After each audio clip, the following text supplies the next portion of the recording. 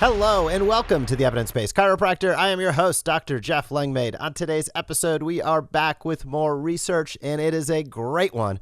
It is from Brain Sciences, and it's all about how chiropractic adjustments affect the brain. We are talking pain, mood, sleep, quality of life, all of those neuroplastic changes we're going to dive into and more on today's episode.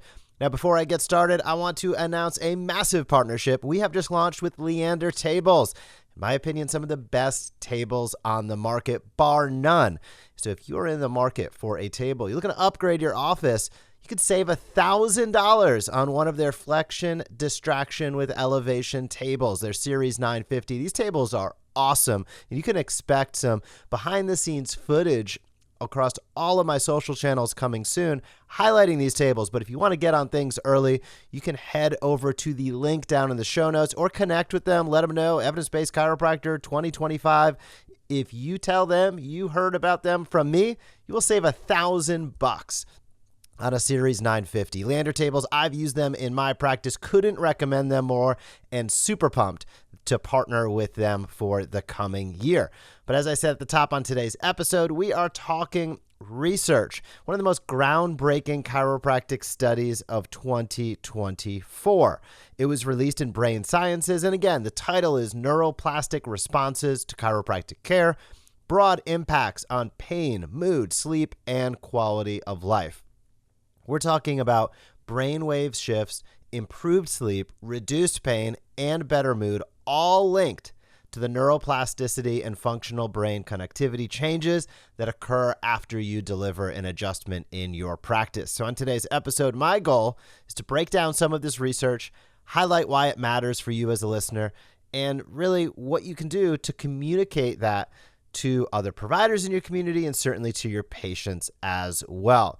Now, often we think of chiropractic as a mechanical type intervention, but this study really changes things, and it shows that what you do as a chiropractor, delivering adjustments, produce neuroplastic changes in the brain. The researchers used EEG, somatosensory evoked potential, SEPs, Fitbit data, and the PROMIS-29 to track how 4 weeks of care affected people with chronic low back pain. Quote right off the top, many health benefits of chiropractic care are due to altered brain activity. Love that quote to kick it off. Now let's take a look at the study kind of design. There were 76 participants with chronic low back pain, and they were randomized into two groups. The chiropractic group, who received spinal adjustments and usual care, and a control group that did not receive spinal adjustments, usual care only. This was 4 weeks again. And the tools utilized, we just highlighted them, but EEG, SEPs, Fitbits, and the PROMIS-29. Now, the EEG and the SEPs, those were for brain and sensory motor changes. The Fitbit tracked sleep and activity, and the PROMIS-29, pain, mood, fatigue, and quality of life.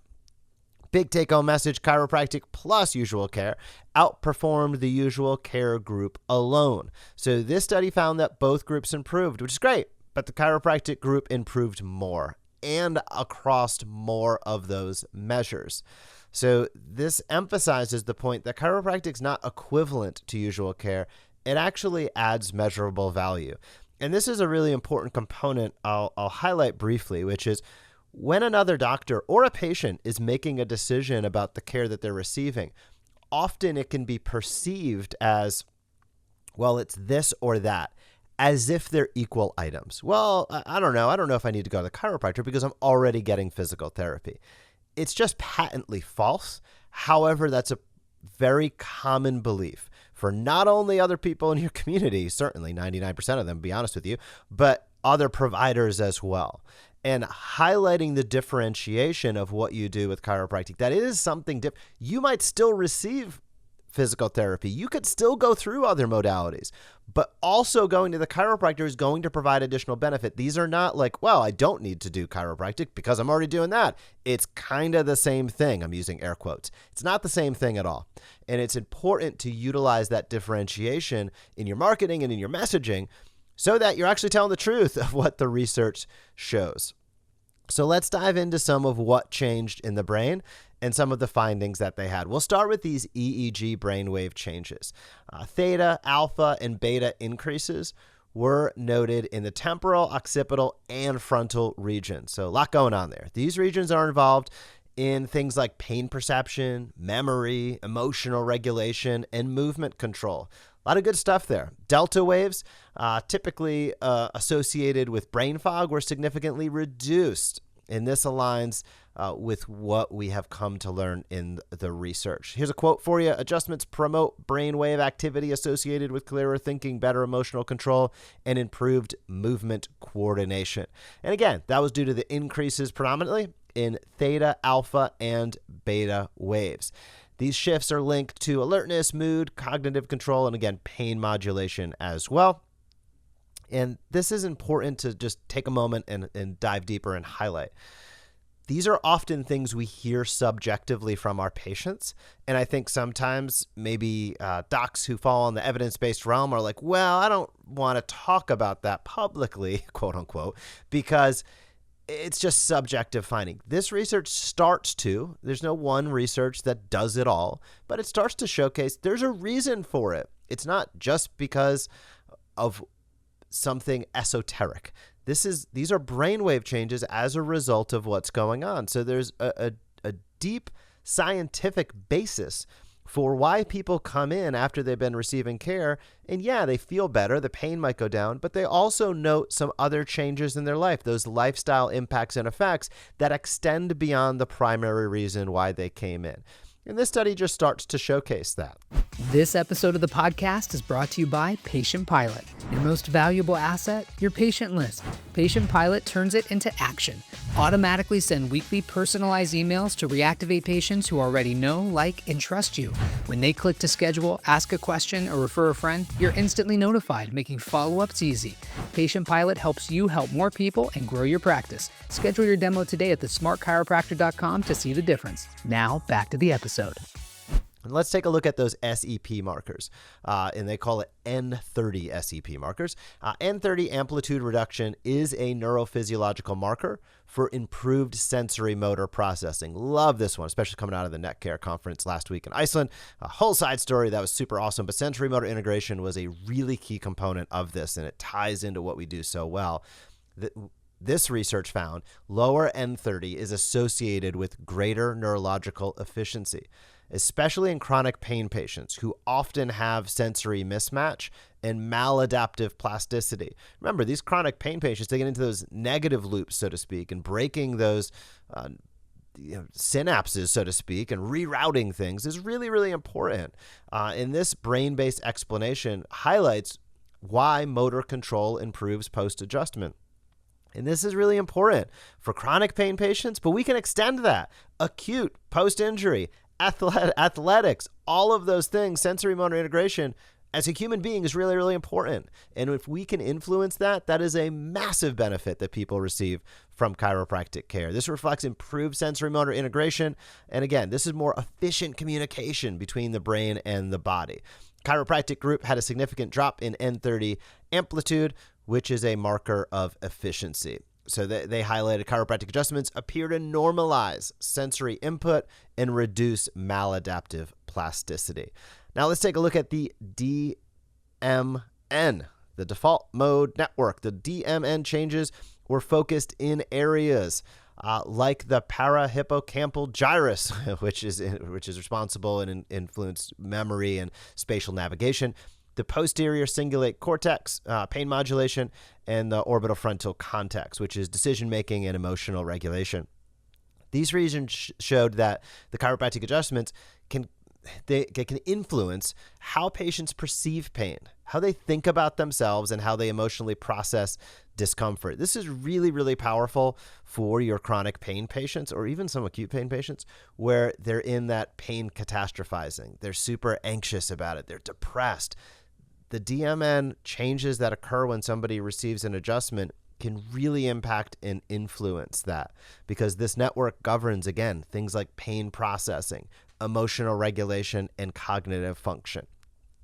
Now, as we move on to the PROMIS-29, this is all about sleep, mood, quality of life, and the total scores improved overall, but the specific domains in the chiropractic group that saw the most improvement, pain interference, physical function, these are self-reported measures, fatigue, sleep disturbance, depression, anxiety, and social roles in activity. And this showcased that what we do as chiropractors influences whole person health, not spinal function alone. So the Fitbit data showed significant improvements in light sleep, which is cool. Again, the PROMIS-29 scores, less pain interference, reduced anxiety, reduced depression, reduced fatigue, improved social functioning, and overall quality of life. The chiropractic group in nearly every single domain, emotionally, physically, and neurologically, outperformed the control group. That is massive. Additionally, over 70% of the chiropractic group rated themselves as much or very much improved, compared to less than 40% in the control group. That's massive.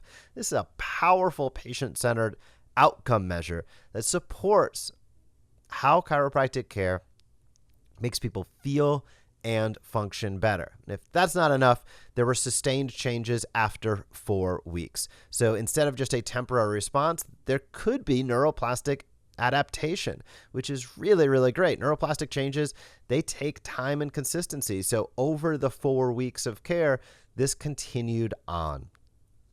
I loved this study.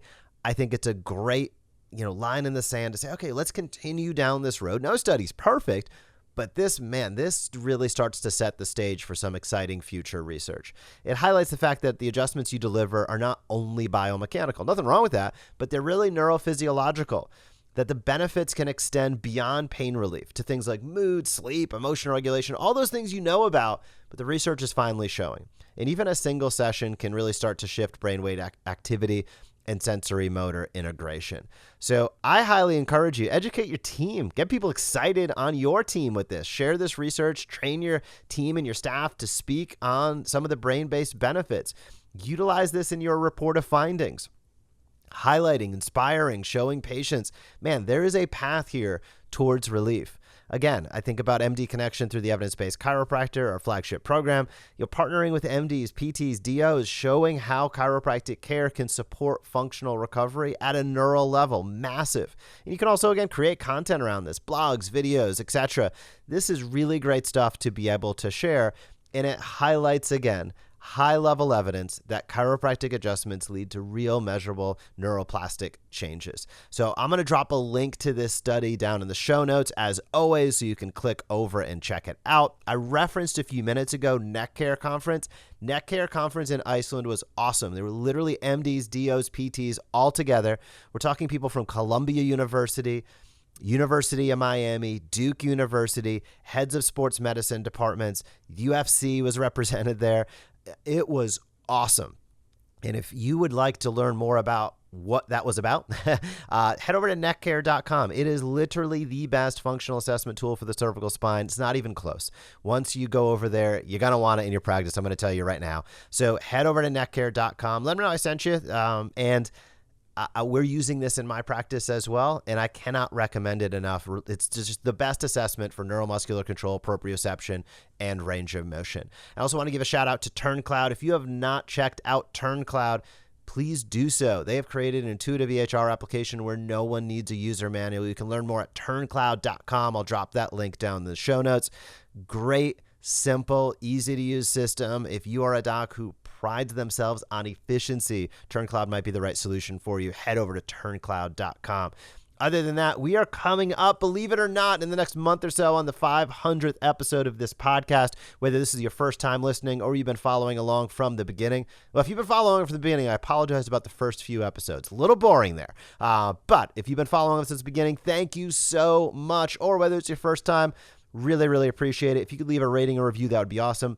500th episode, we're going big. I'm going to do like massive multiple giveaways. Everybody's going to get something. So please stay tuned and pay attention leading up to that 500th episode. I don't have plans on slowing down anytime soon. That is nearly 10 years of weekly episodes. So I was going to take a moment and reflect on that as we get close to 500. But thank you so much for tuning in. Thank you for listening. Please leave us a rating, review, or feedback. I would love that. Thanks so much for being a chiropractor. Have a fantastic week in practice, and I will talk to you soon. Thank you for joining us on this episode of the Evidence-Based Chiropractor. If you want to grow your practice, come back for next week's episode. If you want to grow faster, visit theevidencebasedchiropractor.com and join our MD Marketing membership today.